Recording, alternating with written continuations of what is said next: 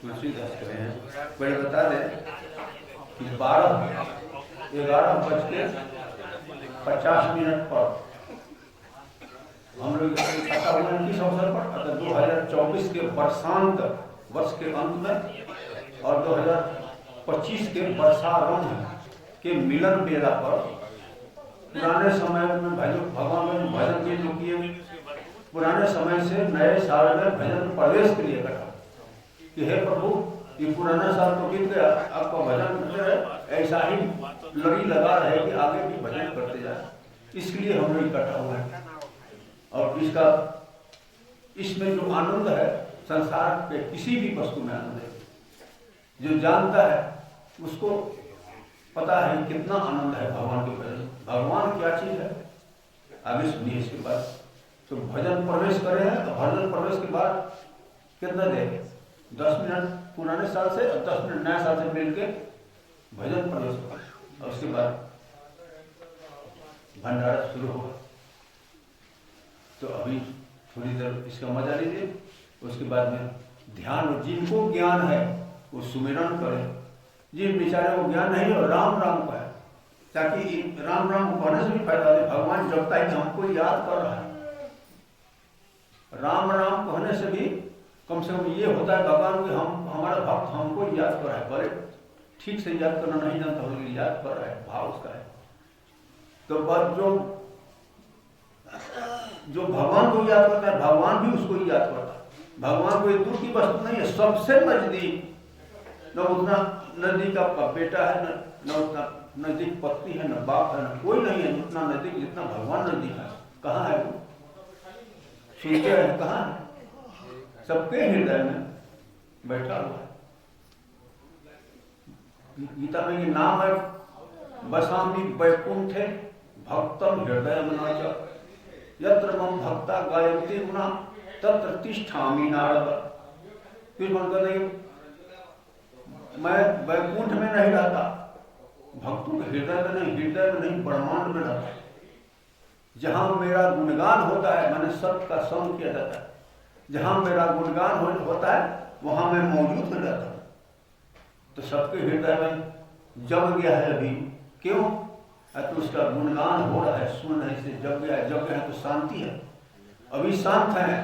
जैसे ही समाप्त होकर जाएंगे गेट से बाहर में फिर घेर लिया संसार, दिन में संसार बस गया, फिर जगह नहीं है भगवान के बसने। तो कहने के बाद भगवान ही सब कुछ है, नहीं जानने वाले बेचारे के लिए कुछ नहीं। हम लोग तो भगवान के लिए तरह पढ़े हैं कि पीछे साल बढ़िया भी था, आगे भी बढ़ गए थे।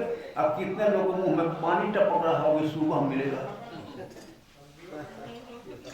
तो पानी नहीं, तो बहुत गिरा हुआ काम है।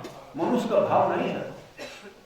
हम हर क्षेत्र में अधिक में जा रहे हैं। हमारा जो क्षेत्र है, जितना सीमा है, हमको जितना काम करना है, हमको जितना सोचना है, हमको उसकी सीमा है। हम मनुष्य सब सीमा को पार करते जा रहे हैं और बाहर निकलते जा रहे हैं, सीमा से बाहर करते हैं।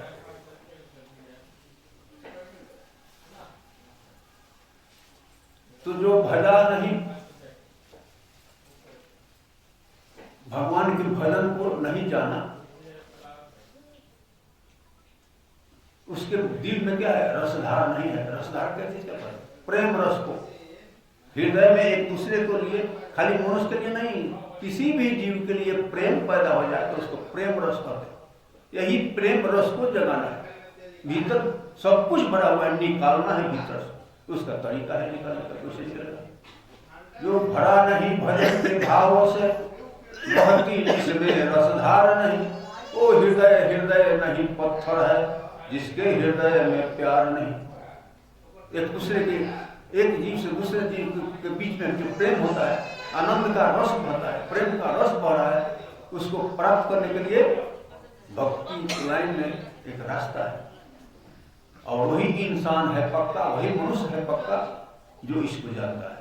नहीं तो दूसरे जीवों का हत्या करे और अपने को बचाए। जब हम बाहर निकले तो काम करते करते हमको उसका देता सर कि कुछ भगवान के विषय में सुना, तो पढ़ाना बंद कर दे, भगवान के विषय सुनाना शुरू कर। तो मास की बात मांस खाने की बात करता था। हम ये मांस तुम खाता है, हर एक गाय भैंस सबका मांस खा जाता है, जंगली जानवर मार के खाता है। कितना तकलीफ होता है जब मार के खाते हो। उस तकलीफ को कैसे जानोगे? अपने जंघे का मांस, अपने हाथ का मांस छील करके बना के खाओ तो समझ में आएगा कि कितना कष्ट होता है उस जीव को जिसका उसको मांस खाने के लिए मारा जाता है। तो बात को समझ लेता है, छोड़ दिया, बहुत सारा स्टूडेंट छोड़ दिया, मांस खाना छोड़ दिया, समझाते समझाते। तो असर होता है इसका। ये क्या है? कौन चीज सुना रहे हैं आप लोग? क्या सुन रहे हैं? कौन चीज का संगत कर रहे हैं? सत्य का संगत। सत्य क्या है? संसार में सत्य क्या है? कौन चीज जो झूठा है? क्या है सत्य? भगवान है, भगवान का नाम है। मर जाता है कोई तो दुनिया सब इशारा करती है, जानती है, लेकिन जानता नहीं है के पर। मरते समय कंधे में उठाते क्या बोलते हैं? राम नाम सत्य है। तो नाम जानते हैं कि सत्य है? नाम सत्य है। और कहाँ चल रहा है वो?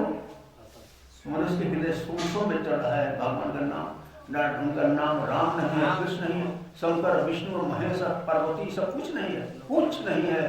भगवान का नाम सत्य है, बाकी सारा जग झूठा, हमारा तन भी झूठा। तो वही सत्य निकल गया। इसलिए कहते हैं हम लोग वही सत्य निकल गया। राम नाम सत्य है, ये शरीर झूठा है, एक दिन खत्म हो जाने वाला है।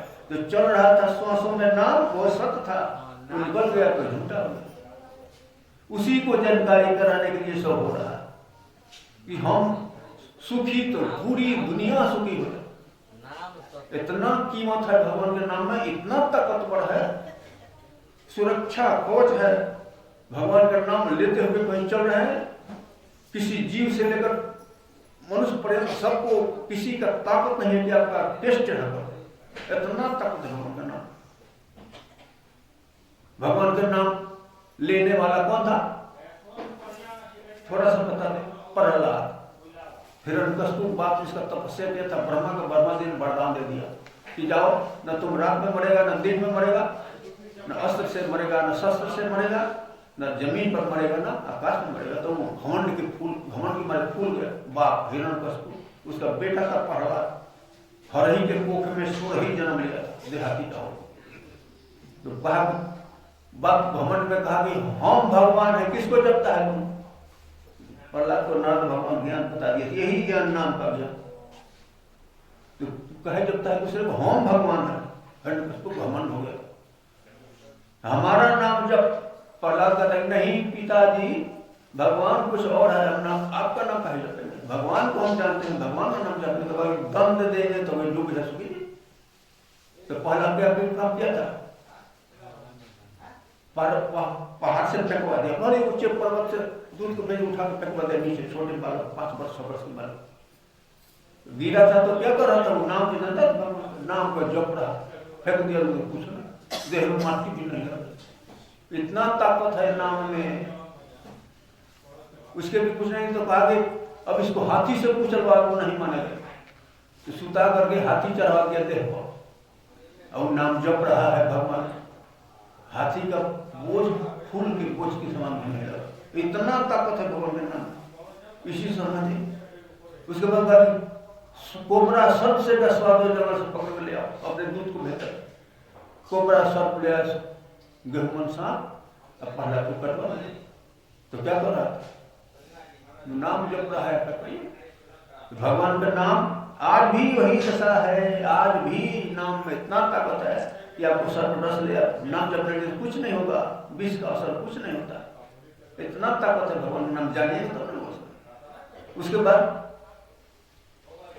2 सजा हो गए। तीसरा सजा, कड़ा ले आओ, उसमें पूरा तेल डाल दो और नीचे से आग लगाओ। जब पूरा उबलने लगे पाला को डाल, देखते कौन बचाता है। यही काम किया। जब उठा के डाला लोग दूध को, तेल खौल रहा है तो प्रहलाद आसन में उसी पर तर रहा है, तेल पर टभकते तेल पर नाम जप रहा है, गरम भी नहीं लगा। इतना ताकत है भगवान के नाम।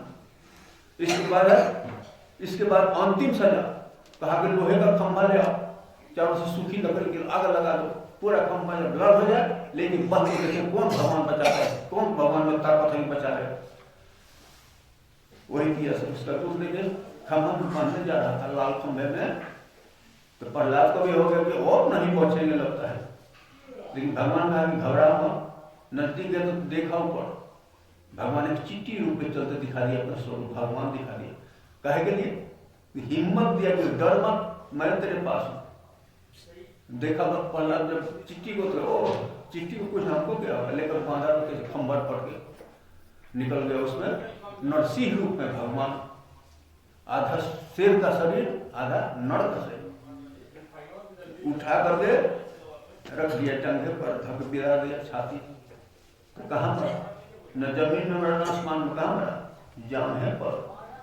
बेरा कौन था, गोधेली का था, न रात था न दिन था, अस्त्र शस्त्र नहीं, नोक से गुजरा, तो कोई वरदान काम नहीं किया ब्रह्मा ने।